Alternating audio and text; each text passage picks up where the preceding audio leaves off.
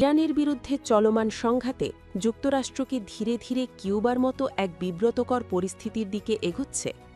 যুদ্ধের ময়দানে প্রতিদিনই পাল্টা প্রতিরোধের মুখে পড়ে চাপে রয়েছে যুক্তরাষ্ট্র ও তার মিত্র ইসরায়েল। এমন পরিস্থিতিতে বড় প্রশ্ন, ইরানে যদি সামরিকভাবে ব্যর্থ হয় ওয়াশিংটন, তাহলে মার্কিন প্রেসিডেন্ট ডোনাল্ড ট্রাম্পের পরবর্তী পদক্ষেপ কী হতে পারে? মধ্যপ্রাচ্যে উত্তেজনা যখন চরমে, ঠিক তখনই নতুন করে আলোচনায় এসেছে ইরানের বিরুদ্ধে যুক্তরাষ্ট্রের সম্ভাব্য স্থল অভিযান। তবে বিশ্লেষকরা বলছেন, এই সিদ্ধান্ত যুক্তরাষ্ট্রের জন্য অত্যন্ত ঝুঁকিপূর্ণ হতে পারে, কারণ ইরান ইতোমধ্যেই শক্ত প্রতিরক্ষা গড়ে তুলেছে এবং যে কোনো স্থল আক্রমণ মোকাবেলায় প্রস্তুত রয়েছে। যুদ্ধের শুরু থেকেই ইরানের পাল্টা আঘাতে উল্লেখযোগ্য ক্ষতির মুখে পড়েছে যুক্তরাষ্ট্র ও ইসরায়েল। কয়েক বিলিয়ন ডলারের সামরিক ক্ষতি হয়েছে বলে বিভিন্ন সূত্রে জানা গেছে। এর ফলে হোয়াইট হাউসের ভেতরেও বাড়ছে মতবিরোধ।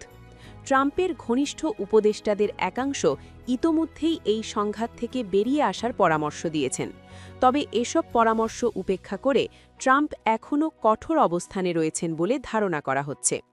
ইসরায়েলের প্রতি তার দৃঢ় সমর্থন এবং মধ্যপ্রাচ্যে প্রভাব ধরে রাখার কৌশল তাকে এই অবস্থান থেকে সরতে দিচ্ছে না। এরই মধ্যে নতুন করে আলোচনায় এসেছে আরেকটি চমকপ্রদ বিষয়। ইরান যুদ্ধ শেষ হলেও যুক্তরাষ্ট্রের আগ্রাসী নীতি থামবে না, এমন ইঙ্গিত দিয়েছেন ট্রাম্প নিজেই। কিছু আন্তর্জাতিক প্রতিবেদনে বলা হয়েছে, ইরানের পর কিউবাকে লক্ষ্যবস্তুতে পরিণত করার ইঙ্গিত দিয়েছেন তিনি।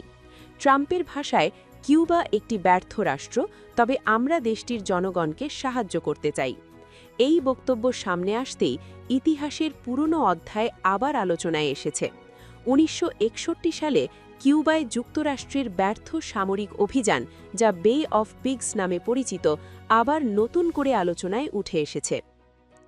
সেই সময় যুক্তরাষ্ট্রের প্রেসিডেন্ট জন এফ কেনেডি কিউবার নেতা ফিদেল কাস্ট্রোকে ক্ষমতা থেকে সরাতে একটি গোপন পরিকল্পনা গ্রহণ করেন। সিআইএর সহায়তায় প্রায় ১৪০০ জনকে প্রশিক্ষণ দিয়ে কিউবায় পাঠানো হয়। ১৯৬১ সালের ১৭ এপ্রিল শুরু হয় সেই অভিযান, কিন্তু মাত্র ৭২ ঘণ্টার মধ্যেই পুরো পরিকল্পনা ভেস্তে যায়। কাস্ত্রোর বাহিনীর শক্ত প্রতিরোধে পরাজিত হয় যুক্তরাষ্ট্র সমর্থিত বাহিনী। শেষ পর্যন্ত পরিস্থিতি নিয়ন্ত্রণের বাইরে চলে যাওয়ায় বিমান হামলার পরিকল্পনাও বাতিল করতে বাধ্য হন কেনেডি। বিশ্লেষকরা বলছেন, ইরানের ক্ষেত্রেও একই ধরনের ভুল করলে যুক্তরাষ্ট্র বড় ধরনের সামরিক ও কৌশলগত পরাজয়ে মুখে পড়তে পারে। এদিকে নতুন করে জানা গেছে, ইরানের গুরুত্বপূর্ণ কৌশলগত অঞ্চলগুলো লক্ষ্য করে মধ্যপ্রাচ্যে বিশেষ সামরিক ইউনিট মোতায়েন করেছে যুক্তরাষ্ট্র।